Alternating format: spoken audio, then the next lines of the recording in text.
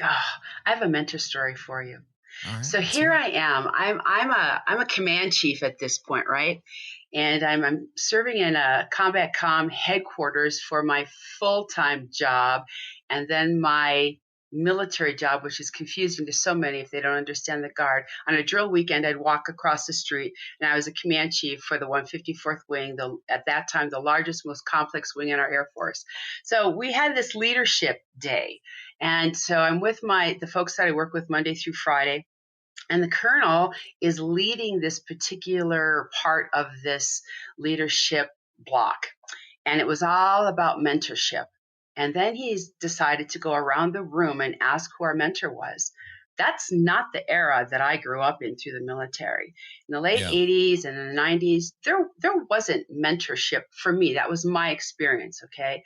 I didn't have a supervisor or a colleague or a leader in my path that mentored me. So he's going around the room, and on my hands, I'm literally wringing them under the table because I thought, oh my gosh, what am I going to say? What am I going to say? All the officers are coming up with these grand names of who their mentor is, which was fabulous for them. But that wasn't my case. So he Yeah. gets to me and he says, Chief, who is your mentor? And I just kind of put my head down and I said, kind of what I just mentioned to you. And then I said, I don't have a mentor. However, there is someone that I admired for, growing up and my whole life. Well, who's that, Chief? Mary Tyler Moore. And the room just kind of broke out in laughter. And I get that. I totally get it. Sure. And Yeah. so I said, but let me explain. Mary Tyler Moore, in the 60s, she was the only woman in this very male dominant, all male newsroom. And she stood firm on her own 2 feet and she made decisions and she bucked the system and she asked questions and she tried to make things better. And I admired her for that because she had grit, she had perseverance. And I thought, if Mary Tyler Moore can do it, so can I. Yeah. And that was my answer. Now, that said, when I got in that master sergeant, tech sergeant, master sergeant level, I recognized that I needed to grow. And I really started watching people.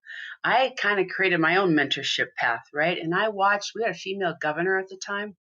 Phenomenal, Linda Lingle, phenomenal governor. And our tag was amazing. And I would watch these senior leaders and I would watch how she how she was so poised at the podium and listen to the words that she used and how she walked through a room and just a couple words here and spend a couple minutes there. And I would listen to our senior leaders, and it was almost like I was stalking them, but in a good way. But I Mm. learned from them and I paid attention because I was a huge introvert. I could be in the back of a room in a corner and I'd be just fine. But It's I like my wife. recognize that if you want to be a senior leader, you got to get out and have those extrovert tendencies. So I really took that to heart and I learned. I forced myself to do things that were very uncomfortable. We gotta get 'em one way or the other. Machine gun, firefight, bullets fly day and night.